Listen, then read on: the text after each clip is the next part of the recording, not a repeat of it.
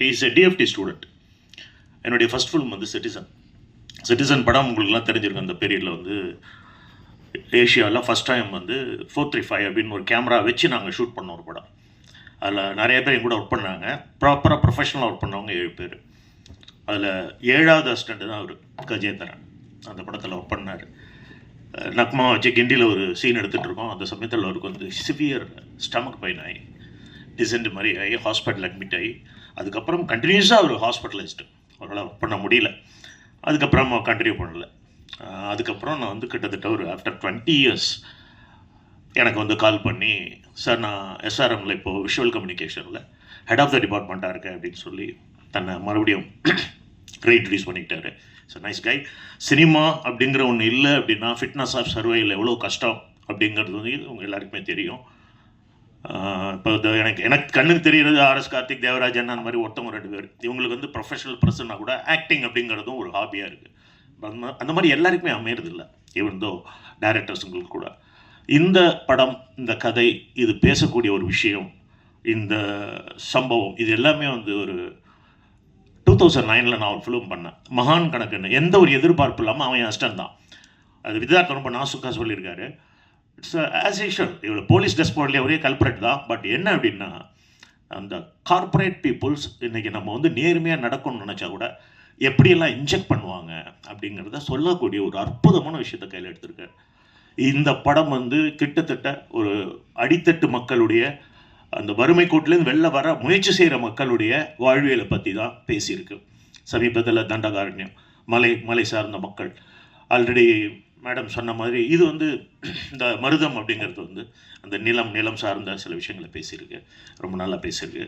Next வந்து mister music director Raghunandan sir, உங்களுடைய டேலண்ட்டுக்கான ஒரு ஹைட்டை வந்து இன்னும் சினிமா உங்களுக்கு கொடுக்கல அப்படின்னு தான் நான் மனசார ஃபீல் பண்ணுறேன். பட் அது வந்து உங்களுக்கு சீக்கிரம் நெருங்கி வரும். ஏன்னா இந்த படம் டிபெண்ட் பண்ணுற சாங்ஸ் எல்லாமே ஒரு கிட்டத்தட்ட நேட்டிவிட்டி ஃபோக். நம்ம அதை தாண்டி போக முடியாது. அதுக்கு ஒரு ஸ்கேல் இருக்குது. அந்த ஸ்கேலுக்குள்ளே அவர் ட்ராவல் பண்ணியிருக்காரு. அது எடுத்த ஷார்ட்ஸ்க்கு வந்து ஒரு சாங் கம்போஸ் பண்ணுறது அப்படிங்கிறது வந்து ஒரு சேலஞ்சிங்கான விஷயம். சம்டைம்ஸ் அது பெருசாக கிளிக் ஆகிருக்கு. பாரதிராஜா சார் படத்துக்கெல்லாம் பெருசாக கிளிக் ஆகிருக்கு. தம்பி கஜேந்திரன் வந்து ரொம்ப டேலண்டான ஒருத்தர் அப்படின்னு சொன்னேன். பட் அந்த ஹெட் ஆஃப் த டிபார்ட்மெண்ட்டாக அவர் ஒர்க் பண்ணுற காலேஜ் வந்து எஸ்ஆர்எம் காலேஜ். எங்கள் நம்ம பெப்சிக்கும் சரி, எங்கள் யூனியனுக்கும் சரி, டைரக்டர் யூனியனுக்கும் சரி, இப்போ எஸ்ஆர்எம்லேருந்து நிறைய காலேஜ் சீட்ஸ்லாம் வந்து ஹெல்ப் பண்ணியிருக்காங்க கஷ்டப்படுறவங்களுக்கு. அதனால் அந்த இன்ஸ்டியூஷனுக்கு முதல்ல நன்றி. நெக்ஸ்ட்டு அவங்களுடைய டீன் வந்திருக்காருங்க சார் வந்து அவங்களுக்கு ஒரு பெரிய உதவி செஞ்சுருக்காரு. என்னென்னா, தன்னுடைய மாணவன் ப்ரீ ஃப்ரேம் வந்து ரொம்ப ரிச்சாக இருக்கும். நெக்ஸ்ட் ரக்ஷனா மேம், நான் இங்கே வந்தால் திரௌபதி 2ல் அவங்கள பார்த்ததே நான் வந்து ரீகலெக்ட் பண்ணுறேன். என்னால் அவங்கள இது பண்ண முடியல, ரெக்கக்னைஸ் பண்ண முடியல. She is a very good actors. She got a good future. Not talented, highly talented, not artist, technician. Vidharth வந்து அங்கே என்ன சாப்பிட்டாருங்கிறது எனக்கு மட்டும் தான் தெரியும். ஏன்னா அந்த வில்லேஜ் வந்து அவ்வளோ ட்ரை வில்லேஜ். எல்லோரும் ஒன்று மறந்துட்டாங்க, அக்னி நட்சத்திரம் அடிச்சிட்ருக்கு வேலூரில். சுற்றி மவுண்டைன் அந்த இடம். உங்களுக்கு நீ யோசிச்சு பாருங்கள் எப்படி இருக்கணும். ஒரு நாங்கள் பரவாயில்ல மேன், அஸ் உமன் வந்து அங்கே வந்து அந்த 30 நாள் அங்கே கழிச்சிருக்காங்கன்னா அவங்க எவ்வளோ கஷ்டப்பட்டுருக்கணும். விதார்த் வந்து நொங்கு தான் சாப்பிட்டார், வேறு எதுவுமே சாப்பிடல. நான் பார்த்துட்டே இருப்பேன். வெறும் ஃபுட்டு வந்து நொங்கு தான். அந்த தோலை உரிச்சிட்டு நொங்கு மட்டும் சாப்பிடுவார். நான் வந்து மோர் சாப்பிடுவேன். இப்படி தான் அங்கே வந்து ஒர்க் பண்ணோம். பட் இந்த கஷ்டங்கள் எதுவுமே வந்து மாறன் அண்ணன் அருமையாக ஒர்க் பண்ணார். அருள்தாஸ் அவர் என்னுடைய ஏபிசி படத்தில் வந்து எனக்கு கேமராமேனை கூட ஒர்க் பண்ணியிருக்காரு. சரி, இந்த மாதிரி சின்ன கேரக்டர், சின்ன காஸ்டிங்ஸ்லாம் கூட நல்லா பண்ணியிருக்காங்க. மேடம் உங்களுடைய போர்ஷன் நல்லா இருக்கு மேடம். சின்ன கேரக்டர்னால் கூட கடுகு சிறுத்தாலும் காரம் போகாது. ரொம்ப ஒரு வேல்யூபிளான கேரக்டர் தான் கஜேந்திரன் உங்களுக்கு கொடுத்துருக்காரு. இந்த படத்தில் கான்ட்ரிபியூட் பண்ண எடிட்டர் அங்கேயே நான் பார்த்தேன், ரொம்ப கஷ்டப்பட்டாங்க. நீங்கள் வந்து எல்லோரும் வந்து இவ்வளோ நேரம் வெயிட் பண்ணி இந்த படத்துக்காக சப்போர்ட் பண்ண தயாராக இருக்கீங்கன்றதை நான் முழுமையாக நம்புகிறேன். சப்போர்ட் பண்ணுங்க கேட்டுக்கிறேன். யாரையாவது விட்டுருந்தேன்னா தயவுசெய்து என்னை மன்னிக்கணும்.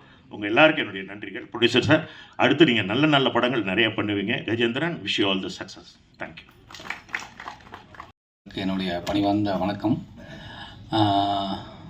ஃபஸ்ட்டு நன்றி வந்து, இந்த படத்தில் நான் நடிக்கிறதுக்கு முதல் காரணம் வந்து டைரக்டர் அன்பழகன். அவர் தான் வந்து கஜேந்திரனை இன்ட்ரடியூஸ் பண்ணார்.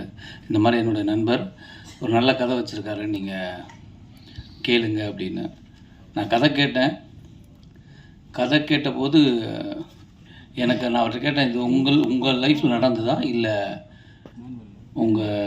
உங்களுக்கு தெரிஞ்ச யாருக்காவது நடந்ததா, இல்லை உங்கள் கற்பனை கதையான்னு. இல்லை என் ஊரில் நடந்த கதை அப்படின்னாரு. என்னுடைய நண்பருக்கு நடந்ததுன்னு. அப்போ நான் லொக்கேஷன் பார்க்கும்போது அந்த நபரையும் சந்தித்தேன். இது ஒருத்தரை சார்ந்து இல்லை, மொத்தம் அங்கே ஒரு 3-4 பேரை சந்தித்தோம். 3-4 பேரை சந்தித்த போது அவங்க அதோடு வாழ்கிறது எனக்கு ரொம்ப ரொம்ப கஷ்டமாகவே இருந்தது. அப்போ இந்த படம் கண்டிப்பாக சொல்லணும் அப்படின்னா நாங்கள் படம் முடிச்சிட்டோம். இது வெறும் வடார்காடு மாவட்டத்தில் இருக்கிற ராணிப்பேட்டை பக்கத்தில் இருக்கிற ஒரு கிராமத்தில் மட்டும் நடக்கலை, இது ஆல் ஓவர் இந்தியாவில் நடக்குது. ஏன்னா நான் 2 நாளைக்கு முன்னாடி கூட நம்ம மீடியா நண்பர் தான் ஒருத்தர், அவர் வந்து ஃபோன் பண்ணார், இந்த ஏரியாவில் உங்களுக்கு யாரையாவது தெரியுமா அப்படின்னாரு. ஏன் என்ன விஷயம் அப்படின்ன போது இந்த படத்தில் என்ன நடந்ததோ அதே சம்பவத்தை அவர் சொல்கிறார். அதுவும் ஒரு சீனாகவே இருந்தது. அந்த சீனை அவர் சொல்கிறார், எனக்கு ரொம்ப இந்த மாதிரி ஒரு பிரச்சனை அப்படின்னு. அப்போ நான் சொன்னேன், நீங்கள் போய் பாருங்கள், உண்மை இருக்கும் பட்சத்தில் நீங்கள் அங்கே இருக்கிற காவல் நிலையத்தில் போய் தகவல் சொன்னீங்கன்னா அது ஆக்ஷன் எடுப்பாங்க அப்படின்னு. அதுக்கப்புறம் என்ன ஆச்சுன்னு கூட கேட்கல. ஏன்னா இது வந்து லைஃப்பில் ஒன்று நீங்களே கொடுத்துருக்கீங்க, பேப்பரில் பார்த்து நான் கடந்து போயிருப்போம், இல்லைன்னா எங்கேயாவது விஷயம் கேள்விப்பட்டிருக்கோம், நமக்கு இல்லைன்னு சொல்லி நகண்டு போயிருப்போம். ஆனால் இது வெறும் படிக்காத பாமர மக்கள் மட்டும் இல்லை, படித்தவங்களும் இதில் பாதிக்கப்பட்டிருக்காங்கன்னு ஒரு விஷயம் இருக்குது. அதனால் இந்த படம் வந்து அவசியமாக சொல்ல வேண்டிய ஒரு கதையாக இருந்தது. அப்படி தான் இந்த படம் வந்தது. ரொம்ப ரொம்ப சந்தோஷம், இந்த படம் நடித்ததில் எனக்கு ரொம்ப சந்தோஷம். இந்த படத்தில் வந்து அருள்தாசன்னா அவர் ஒரு நல்ல ஒரு ரோல் பண்ணியிருக்காங்க. அப்புறம் வந்து மாறன், முக்கியமாக சொல்ல வேண்டியது மாறன். அவர் அப்போ தான் ஜெய் பேபி படம் பார்த்துட்டு ரொம்ப எமோஷனல் ஆச்சு. நானும் மாறனும் ஒன்றா வந்து ஸ்டூடெண்ட் நம்பர் 1 படத்தில் வந்து ஃப்ரெண்டாக பண்ணியிருந்தோம். அதுக்கப்புறம் நான் அவரை ஃபோனில் 2-3 டைம் பேசியிருக்கேன். இந்த ஜெய் பேபி படம் பார்த்ததுக்கப்புறம் தான் எனக்கு ரொம்ப ஒரு மாதிரி ஆயிடுச்சு. அவர்கிட்ட பேசினேன். அப்போ நான் சொன்னேன், நம்ம 2 சேர்ந்து கூட பயணிக்கிற மாதிரி ஒரு நல்ல கதை இருந்தால் நம்ம பண்ணலான்னு. அப்போ கேட்ட கதை இது. அப்போ இந்த கதையில் ஒரு சின்ன கதாபாத்திரம் மாறன் இருந்தால் நல்லாயிருக்கும் அப்படின்னா, அப்போ அவங்க வந்து அவர் சொன்னார், இல்லை பட்ஜெட்டு அப்படின்னா, நீங்கள் மாறன்ட்ட பேசுங்க, கதை பிடிச்சா எல்லா நடிகர்களும் வந்து பணத்தை அதுக்கு அடுத்த படமாக பார்ப்பாங்க, நீங்கள் சொல்லுங்கன்னு. மாறன் கதை கேட்டு பிடிச்சது, அவர் சம்பளத்துக்கும் அதே இதுக்கு ஒத்துக்கிட்டாரு. வந்து நாங்கள் பேசி சில விஷயங்கள்லாம் அங்கே ரொம்ப பிரமாதமாக நடந்திருக்கு. மாறன் வந்து ஜெய் பேபி மாதிரி இதுலேயும் அவர் எவ்வளோ காமெடி பண்ணுறாரோ அதே நேரம் நம்மளை கலங்கவும் வச்சுருவார். ரொம்ப பிரமாதமாக பண்ணியிருக்காரு. அதனால் மாறன் அண்ணாக்கு வந்து இந்த டயத்தில் நான் இன்றைக்கி வரல இல்லை, அவருக்கு நன்றியை தெரிவிச்சுக்கிறேன். ஏன்னா நான் சொன்னவொன்னே வந்தாருங்கிறது ரொம்ப சந்தோஷம். அப்படி ஏன்னா இந்த படத்துக்கு ரொம்ப தேவை, அது ஒரு முக்கியமானது. அப்புறம் ரக்ஷனா வந்து ஆக்சுவலாக இதுக்கு இந்த கதை கேட்டாச்சு, ஒரு குழந்தைக்கு அம்மா. அப்போ ஹீரோயின் யாராவது சொல்லுங்கள் உங்களுக்கு சைடில் அப்படின்னு. எனக்கு தெரியல, நீங்கள் பாருங்கள் யாரும். நாங்கள் வேற எல்லாம் பேசிகிட்டு இருந்தோம். திடீர்னு இவர் வந்து சொல்கிறாரு, இந்த பொண்ணு எப்படி இருக்கும் அப்படின்னு. ஏங்க அது ஸ்கூல் படங்க, அது சின்ன பொண்ணு, அது எப்படிங்க அப்படின்னு. இல்லை நீங்கள் நேராக பார்த்தீங்கன்னா தெரியும், நீங்கள் நேராக பார்த்தீங்க. இல்லை எனக்கு தோணுது அப்படின்னாரு. அப்போ லொக்கேஷன் அவங்க ஒத்துக்கிட்டாங்களா அப்படின்னு. இல்லை சொல்லியிருக்கேன் அப்படின்னாரு. எனக்கு ரொம்ப ஆச்சரியம், ஏன்னா அவங்க ரொம்ப சின்ன பொண்ணு. அவங்க வந்து இந்த பையனுக்கு அம்மாவை ஒத்துக்கிட்டதே பெரிய விஷயம். ஆனால் அவங்க ரொம்ப கிளவர். எப்படின்னா அந்த கேள்வி யாரும் கேட்கவே மாட்டுறாங்கன்னா அவங்களே அந்த கேள்வியை கேட்டு பதில் சொல்லிடுறாங்க. ரொம்ப க்ளீனாக வந்து 2வது படத்துலேயே நான் தாயாக நடிக்கிறது அப்படின்னு யாராவது கேட்பீங்க, இதுக்கு முன்னாடி இன்டர்வியூவில் யாராவது கேட்பேன்னா நீ கேட்குறீங்க அப்படின்னு அவங்க அந்த கேள்வியும் கேட்டு அதுக்கு ஒரு பதிலையும் சொல்லிடுறாங்க. ரொம்ப ஏன்னா அந்த தாட் இருக்குல்ல, ஆக்டிங்க்கு வந்து நம்ம ஆக்டர் அவ்வளோதான், அது இதுதான் பண்ணணும் அதுதான் பண்ணல, ஆக்டர் நம்ம பிடிச்சிருந்தா பண்ணணுங்கிற ஒரு விஷயம். அவங்க வந்து அவங்க அப்பா அவங்க அம்மா எல்லாம் வந்திருந்தாங்க. ஒரு நல்ல ஒரு ஃபேமிலியோட பழகின மாதிரி தான் எனக்கு இருந்தது. ரொம்ப நன்றி இந்த படத்துக்கு நீங்கள் வந்து நடித்ததுக்கு ரொம்ப சந்தோஷம். கண்டிப்பாக எழுதுவாங்க உங்களை பற்றி, எல்லாருமே பேசுவாங்க. ரொம்ப அற்புதமாக பண்ணியிருக்காங்க. அப்போ ரொம்ப எங்களையெல்லாம் விட அந்த பையனை சொல்லணும். அவன் பாட்டு எதாவது சட்டையை கிழிச்சிட்டு இப்படி தான் பார்ப்பான், ஏதாவது சும்மா இருறான்னா கூட கேட்கவே மாட்டான். ஆனால் இப்போ படமாக பார்க்கும்போது தெரியுது, எங்களை விட சிறந்த ஆக்டிங் அவன் தான் பண்ணியிருக்கான். ரொம்ப இயல்பாக பண்ணியிருக்கான். அதை வந்து உனக்கு தான் அவ்வளோ பிரமாதமாக பண்ணியிருக்கான். அது ஆக்சுவலாக அந்த டயத்தில் கூட என்னடா நைட்டுலாம் ஷூட் நடக்கும், சொன்னதை கேட்க மாட்டான்னு கூட நமக்கு தோணும். டைரக்டர் இல்லை சார், அவர் வந்து அவர் குழந்தைய விட்டால் படமே வேண்டான்னு கூட போயிடுவார். அவ்வளோ பாசம் குழந்தை மேலே. சரி மாதமாக சார் வந்து பண்ணியிருக்காங்க. எனக்கு சாரை வந்து நான் ஆக்டராக சின்ன சின்ன கேரக்டர் பண்ணுறதுலேருந்தே எனக்கு தெரியும். திருவண்ணாமலை படத்தில் தான் ஃபஸ்ட்டு சந்தித்தோம். அன்றைக்கி நான் எப்படி பார்த்தேனோ அதே எங்காவே இருக்கார், அப்படியே இருக்கார். கிட்டத்தட்ட 20 வருஷம் ஆயிடுச்சுன்னு நினைக்கிறேன். அவங்க சாருக்கும் ரொம்ப நன்றி, இப்படி ஒரு படத்தில் வந்து சப்போர்ட் பண்ணதுக்கு. ரொம்ப பிரமாதமான, ஏன்னா ஆக்சுவலாக என்றாவது ஒரு நாள் வந்து தலைவர் பிச்சை எடுத்திருப்பார். அவ்வளவு விருதுகளுக்கும் காரணம் வந்து அந்த பின்னணி இசை. ஏன்னா ஒரு என்னதான் நடித்தாலும் அந்த கோர்வையை அழகாக வந்து பின்னணி இசை சேர்க்கறதில்ல. பாடல் தலைவன் பிச்சிருவார், ஆனால் அந்த பேக்ரவுண்ட் மியூசிக் தான் ரொம்ப பிரச்சனையான விஷயம். அதை ரொம்ப அழகாக கையாண்டிருந்தார். இந்த படத்துலையும் நானும் படம் பார்க்கணுன்னு கேட்குறேன் தலைவா. அவர் நீங்கள் நேராக வெள்ளித்திரையில் காண்கன்னே சொல்லிகிட்டு இருக்கிறாரு. நான் இன்னும் படம் பார்க்கல. ஆனால் எனக்கு தலைவர் மேலே ஒரு நம்பிக்கை. ஏன்னா அதில் வந்து ஒரு டீசர்னு ஒரே ஷாட் ஒன்று பண்ணியிருப்போம், சும்மா நடந்து வரதை.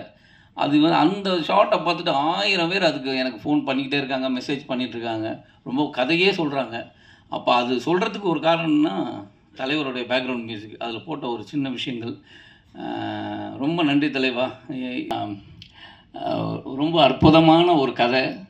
அதை வந்து என்னென்னா ஆக்சுவலி எனக்கு சில பண்ணும்போது எனக்கு நான் எந்த வசதியும் அந்த படத்தில் வந்து கேட்கலை, அவங்களும் இல்லைன்னு சொல்லலை, ஆனால் நடந்துருச்சு.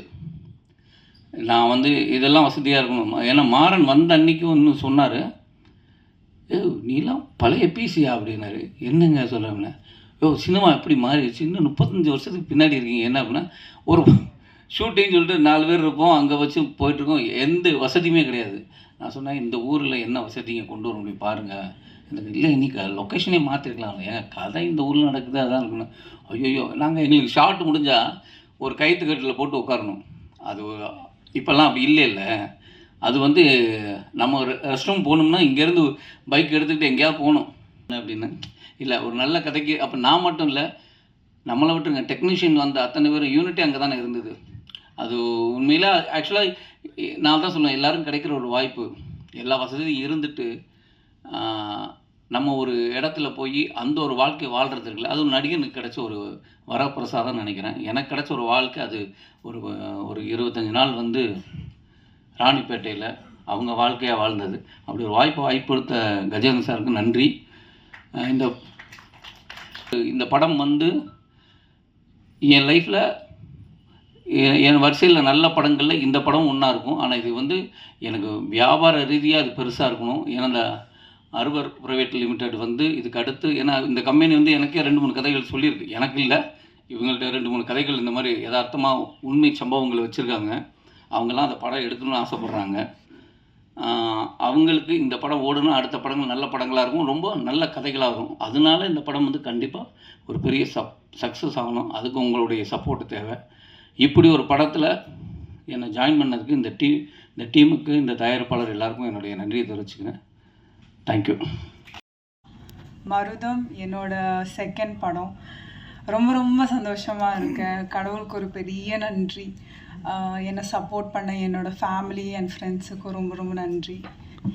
என்னை தேடி என்னை நம்பி எனக்கு இந்த சான்ஸ் கொடுத்த கஜேந்திரன் சார் டைரக்டருக்கு, sir thank you so much for this opportunity. Sir first கதை சொல்லும்போது நான் வந்து ஆக்சுவலி எல்லோரும் கேட்குற ஒரு கேள்வி தான், எப்படி நீங்கள் ஒரு அம்மாவாக நடிக்கலாம் செகண்ட் படத்துலேயே வந்து.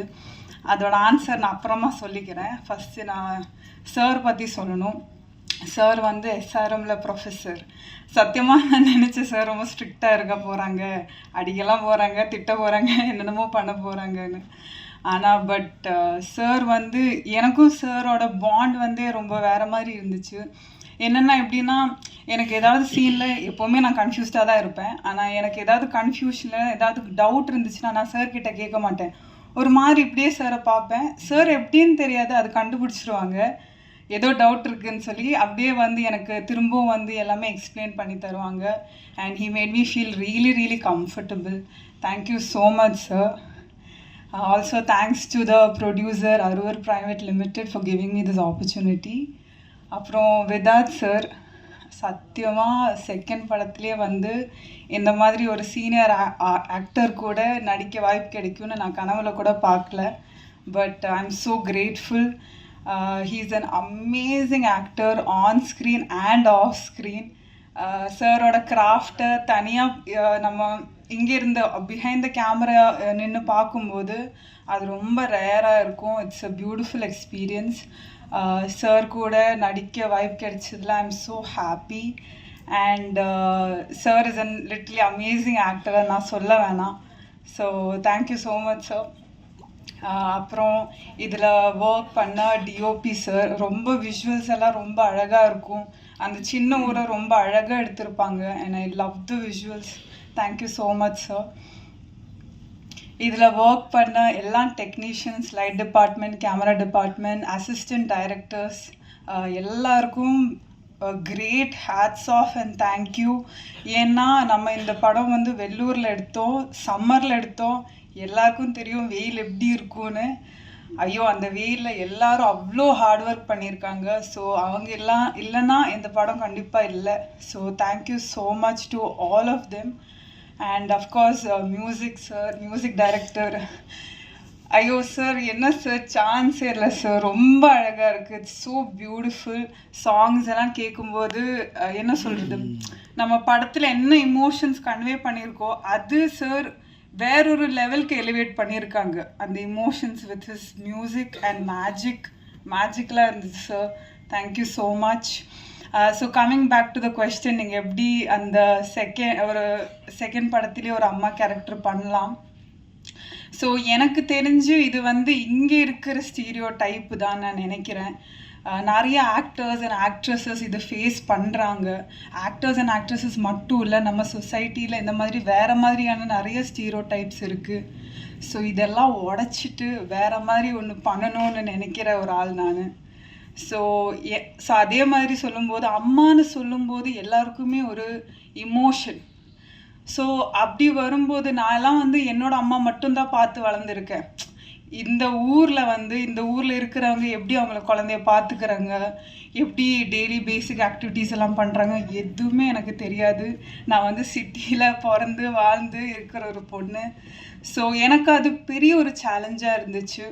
எனக்கு மதர்ஹுட்னு சொல்கிற அந்த பியூரான கான்செப்ட் வந்து இந்த வயசில் எக்ஸ்ப்ளோர் பண்ணணும்னு இருந்துச்சு ஆஸ் அன் ஆக்டர். எனக்கு அது பெரிய ஒரு வாய்ப்பு. இந்த படத்தில் எனக்கு அது பண்ண பர்ஃபார்மன்ஸும் இருந்துச்சு, ஸ்கோப்பும் இருந்துச்சு. அது மட்டும் இல்லை, ஸ்டோரி ரொம்ப அழகாக இருந்துச்சு. எனக்கு ஒரு சின்ன விஷயம் ரொம்ப பியூட்டிஃபுல்லி, ரொம்ப சினிமேட்டிக்லி அண்ட் கமர்ஷியலி எடுத்திருக்காங்க. And I'm so grateful to be a part of this film. கண்டிப்பாக எல்லோரும் October 10th தியேட்டரில் வந்து பார்க்கணும். எங்களை எல்லாரும் சப்போர்ட் பண்ணணும். தேங்க்யூ, நன்றி. அப்படின்னு சொல்லிட்டு உதாத் சார் தான் ஹீரோ பண்ணுறாங்க அப்படின்னு கேட்டாங்க. நான் எதுவுமே மறுக்கலை, உடனே போய் பண்ணி கொடுத்துட்டேன். ஏன்னா ஒரு திரைப்பட இயக்குனர் ஆகணும்னு ஒரு நீண்ட கனவோடு ஒரு பயணிக்கிற, சினிமா விட்டு வேறு எங்கேயும் போகாமல் தொடர்ந்து ஒரு ஒரு இலக்கியோடு பயணிக்கிற இந்த மாதிரி ஒரு போராட்ட குணமுள்ள ஒரு இயக்குநர்களுக்கு வந்து நான் எப்போயுமே முதல் காரம் கொடுப்பேன். அந்த மாதிரி தான் கஜேந்திரன் அவர்களுக்கும் நான் வந்து இந்த படம் பண்ணோம். எல்லாருமே அப்படி தான் நினைக்கிறேன். பொதுவாக வந்து இந்த மாதிரி ஒரு நேட்டிவிட்டி ஃபிலிம் அப்படின்னு பார்த்திங்கன்னா நிறைய தென் மாவட்டங்கள்லேருந்து தான் வரும். இப்போ மதுரை, தேனி, பொள்ளாச்சி, அந்த மாதிரி. பட்டு இந்த பக்கம் வட தமிழகத்துலேருந்து வர்ற கதைகள் ரொம்ப குறைவு. இவர் வந்து ஆற்காடு மாவட்டம், அந்த ஏரியாவில் உள்ள ஒரு கல்ச்சர், ஒரு விவசாயியோட கதை. அதை வந்து ரொம்ப அழகாக, நுட்பமாக, ரொம்ப லைவாக எடுத்தாங்க. எப்படின்னா ரொம்ப ஒரு சினிமாட்டிக்காக இல்லாமல் ரொம்ப இயல்பாக, நேச்சுரலாக. லொக்கேஷன்லாம் பார்த்திங்கன்னா ஒரிஜினல் மார்க்கெட்டு, ஒரிஜினல் அந்த மாதிரி எல்லாமே, எதுவுமே வந்து ஒரு ஆர்டிஃபிஷியலாக இருக்காது. அதில் நடித்த ஹீரோவும் அதே மாதிரி ரொம்ப இயல்பாக நடிக்கக்கூடியவர். நிறைய படங்கள் பார்த்துருக்கோம். விதாத் அவர்கள் வந்து பார்த்திங்கன்னா ரொம்ப இந்த மாதிரி ஒரு கண்டென்ட் ஃபிலிமுக்கு ஒரு பொருத்தமான ஒரு கதைநாயகன். அவருக்கு என்னுடைய வாழ்த்துக்கள். இந்த படம் கண்டிப்பாக ஒரு பெரிய வெற்றி பெறும். அதே மாதிரி வந்து